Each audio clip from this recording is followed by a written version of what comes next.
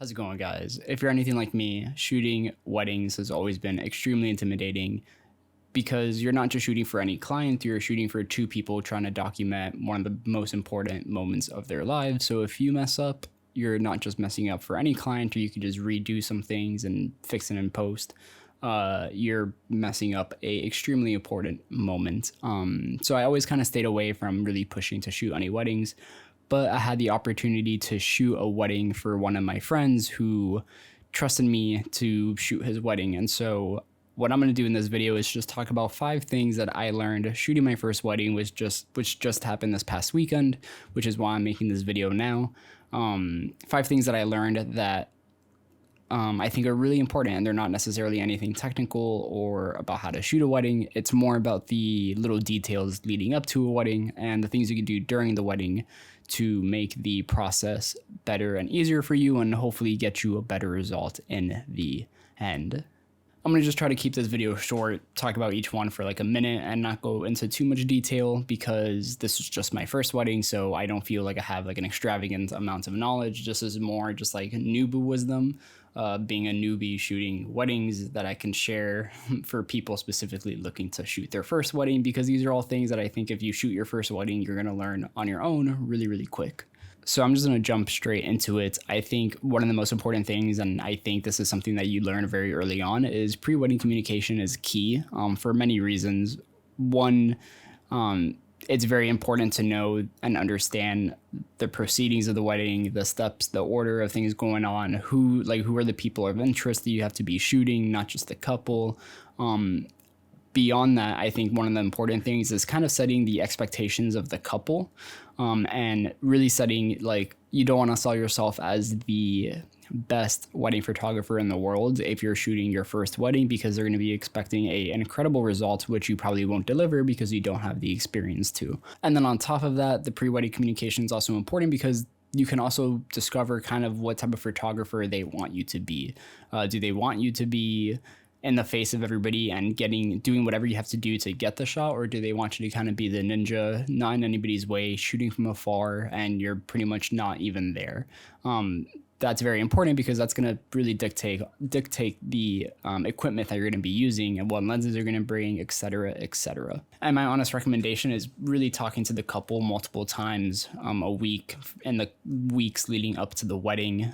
Leading up to the wedding, I was talking to the groom, which is my friend. I was texting him for a ton of little questions, and it made the process a lot easier once I got to the wedding itself, because we were really already kind of knew what was going on and we were really open with each other, and it just made the whole process a lot easier. So talk to the couple as much as you can. Don't annoy them, obviously, but do your best to just get all your answers, all your questions answered beforehand and not the day of. The second point kind of surprised me, but I kind of also realized quick. Obviously, whenever I'm shooting for any of my clients, whether it's in real estate photography or whatever it is, a lot of it is just customer service. You're not just there to shoot, but you're also there to talk to people. And I learned with the weddings, especially since this is one of my friends, and I know some of his family, 90% of the wedding day is customer service. You're speaking to a lot of people. There's hundreds of people at this wedding, and everyone's there thanking you for documenting it, because this is very important, not just to the couple, but very important to the family. So you talk to a lot of people. So it's just very important to be like on top of your customer service game and just, being energetic, be charismatic, being able and willing to talk to people and be nice to people. And at the same time, it's also really important to talk to the DJ and the other vendors, like the caterers, the venue you're at. Become cool and friends with everyone who's there working the wedding, because you're all there for the same purpose, and it's going to make your job a lot easier. We ended up being pretty cool with the DJ who was running the event, and he helped us on the second day. It was a 2-day wedding shoot, and on the second day when everybody was dancing, he helped us get this crazy shot of everybody dancing on the dance floor, pointing at the cameras, and they came out incredible. And that probably he wouldn't have done that if we weren't cool with him to begin with. So be friends with everybody, customer service game on point day of the wedding. The third thing is you have to keep in mind things are not going to go as planned. Me being a little bit nervous leading up to the wedding, I was trying to plan everything. We had a step-by-step time list of the order of events, what door people are going to enter through, who's going to enter through what door at what time, who's saying what speech at what time, and everything just kind of got shuffled around. People were entering through all different doors, and people were not entering when they were supposed to, and it was just crazy. And it's important to just not crumble under any of that pressure or get annoyed by it or anything like that. It is what it is, and you just have to do your best to document everything that's happening. And there's no reason to stress if things don't go according to plan. So the fourth point is to trust your instincts. And day of the wedding, it's just important to trust your instincts when you're shooting. You're going to feel a little bit of pressure, you're going to feel a little bit of stress. Things are happening quickly, and it's important not to freak out. And if you're a confident photographer, be confident in the way you shoot and shoot the way you're comfortable shooting, and everything's going to go fine. There's no reason to overcomplicate it or overstress anything. Just shoot the way you always shoot, and the result should be good if you're a decent photographer. And even leading up to the wedding, when you're choosing what gear you're going to use the gear you're comfortable with. I'm mainly comfortable shooting with prime lenses. The 35mm is my favorite lens. The 85mm from Samyang is incredible.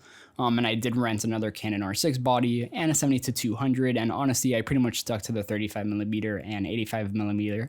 Even though everybody was telling me I should get a 24-70, I didn't do it because I just didn't feel like it, because I'm comfortable shooting with this 35mm and 85mm. So trust your instincts before and during the wedding. Just shoot the way you're going to shoot.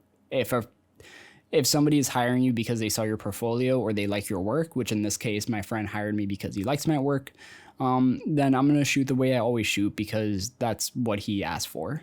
And my fifth and final point is going to be make adjustments. In my case, I was shooting a 2-day Indian wedding. So from day 1 to day 2, I was able to look at my photos and I got a good grasp of things I was doing wrong and things I was doing right. And I made those adjustments, and the second day I felt a lot better. But if you don't have the luxury of shooting 2 days and you only have 1 day, even during the 2 wedding days, I was looking at the back of my camera, looking at the photos I was taking whenever I had downtime, and just seeing things, how they looked. Was my exposure right?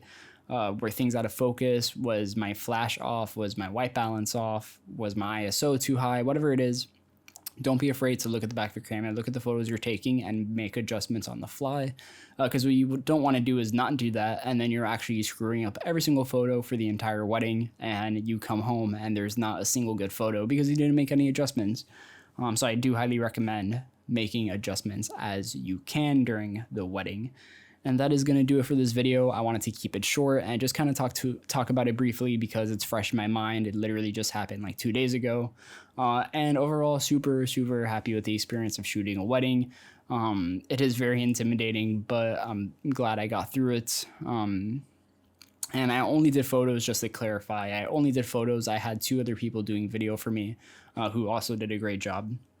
And that's another thing I would recommend. Don't do a hybrid shoot. I couldn't imagine shooting a wedding hybrid and doing both photo and video for my first time. It's definitely going to take me a while before I feel comfortable doing that. And I've shot hybrid events doing photo and video, but I've never done obviously this is my first wedding, but I would never do a hybrid wedding unless I was super experienced. So I'm going to conclude the video here, guys. Make sure you follow me on Instagram at jfernvisions. I'm almost at 1,000 followers, so maybe you can be one of those few more to push me to 1,000. I would really appreciate that. And make sure you comment, like, and subscribe to this video. Hope you guys have a great day. Hope this was useful. Let me know down below what you think, or if you've shot weddings, let me know if this list makes sense. And if you disagree, let me know as well. All right, guys, peace out.